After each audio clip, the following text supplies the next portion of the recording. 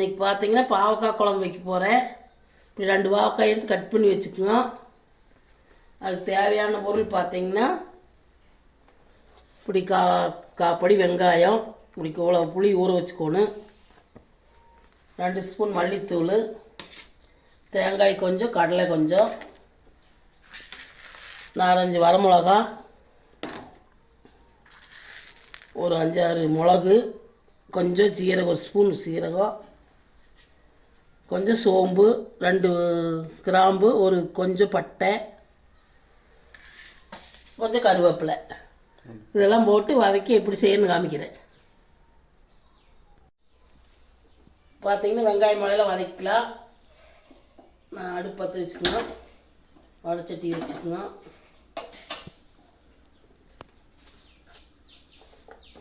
வெங்காயத்தை போட்டுக்கலாம்.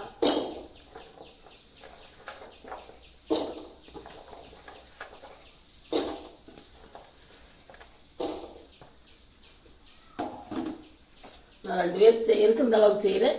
4 பேர் இருந்தால் இன்னும் கொஞ்சம் வெங்காயம் ஊற்றிக்கணும்.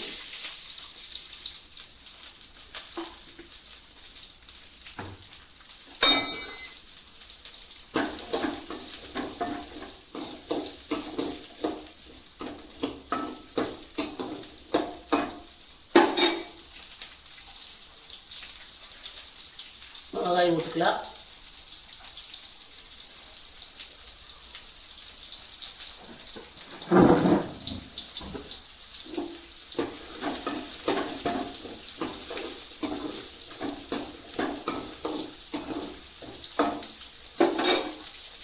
கருவேப்பிலை ஊற்றிக்கலாம்.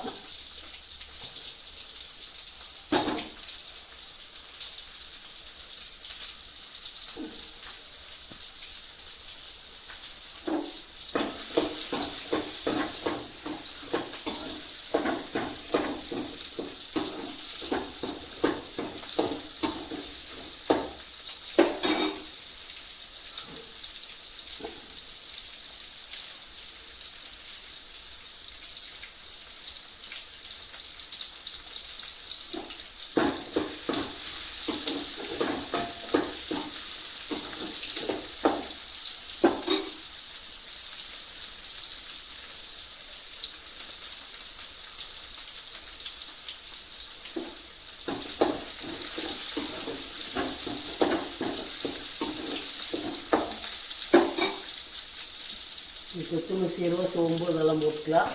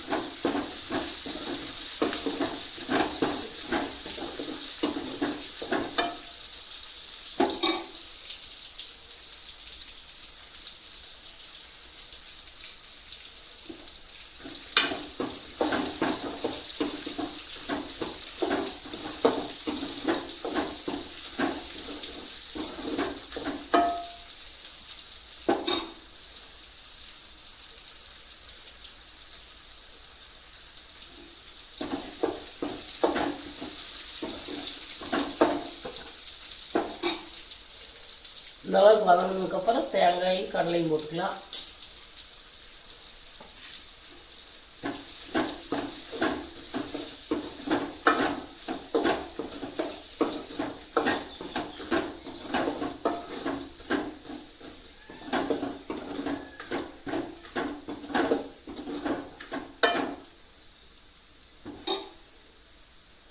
பார்த்தீங்கன்னா கொத்தமல்லி தூள் சேர்த்துக்கலாம்.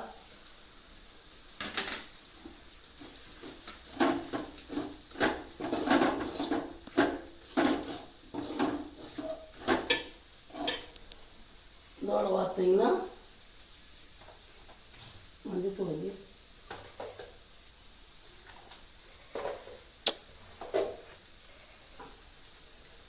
ஆஃப் பண்ணிடலாம்.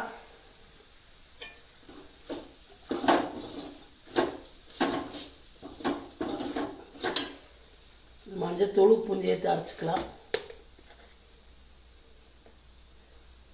மஞ்சள் மஞ்சத்தூள் ஒரு ஸ்பூன் போட்டுக்கலாம். உப்பு கொஞ்சமாக போட்டுக்கலாம்.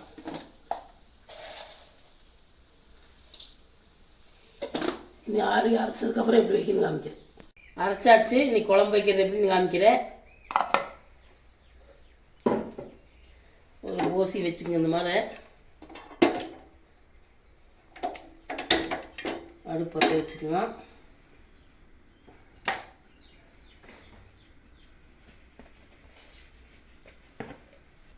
எண்ணெய் ஊற்றிக்கங்க.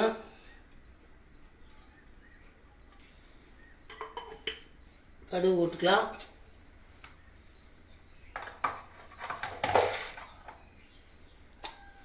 கடலைப்பருப்பு கொஞ்சம் போட்டுக்கலாம்.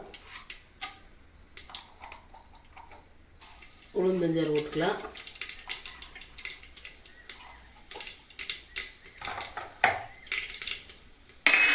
பார்த்தீங்கன்னா இப்படி ஒரு வெங்காயம், பெரிய வெங்காயம் கட் பண்ணி வச்சுட்டு கருவேப்பிலை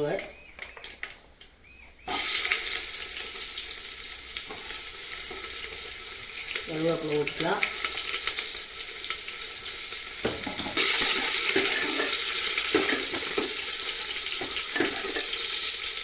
பார்த்தீங்கன்னா காயை போட்டுக்கலாம்.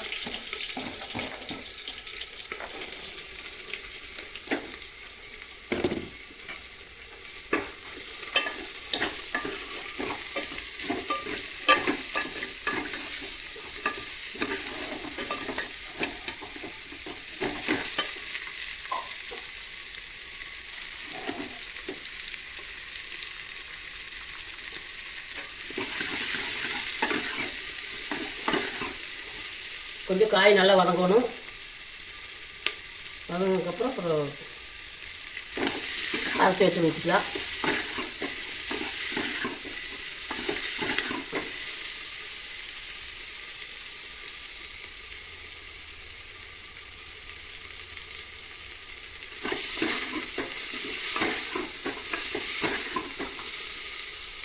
நல்லா வதங்கி ஊற்றினாக்கா கசக்காது.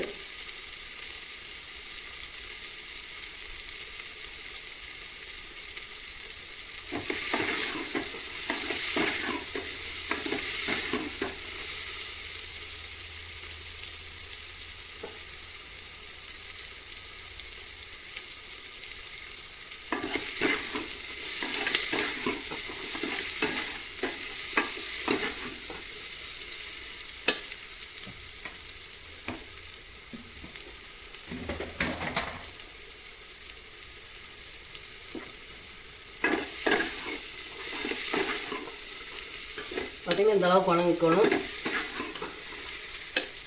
அரைச்சதை ஊற்றிக்கலாம்.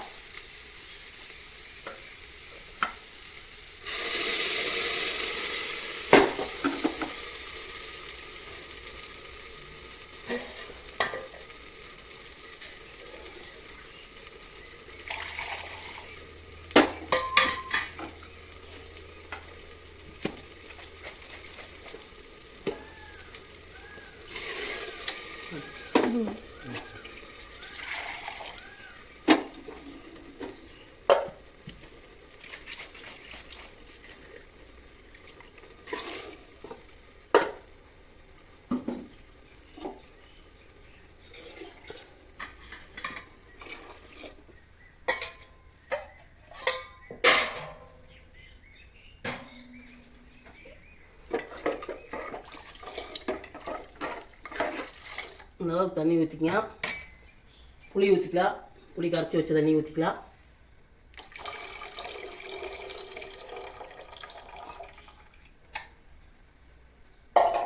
ஒரு ஸ்பூன் சர்க்கரை விட்டுக்கலாம். அப்போ கசக்காது. நாட்டு சர்க்கரை சேர்த்திங்க ஒரு ஸ்பூனு. வெல்லம் இருந்தால் வெல்லம் சேர்த்திங்க. கசப்பு வராது. நம்ம போடக்கூடாது இன்றைக்கி. ஒரு ஸ்பூன் போட்டால் போதும். கொஞ்சம் உப்பு போட்டுக்கலாம். அதுலேயும் மிளகுலையும் உப்பு இருக்குது. இதில் கொஞ்சம் உப்பு போட்டுக்கலாம்.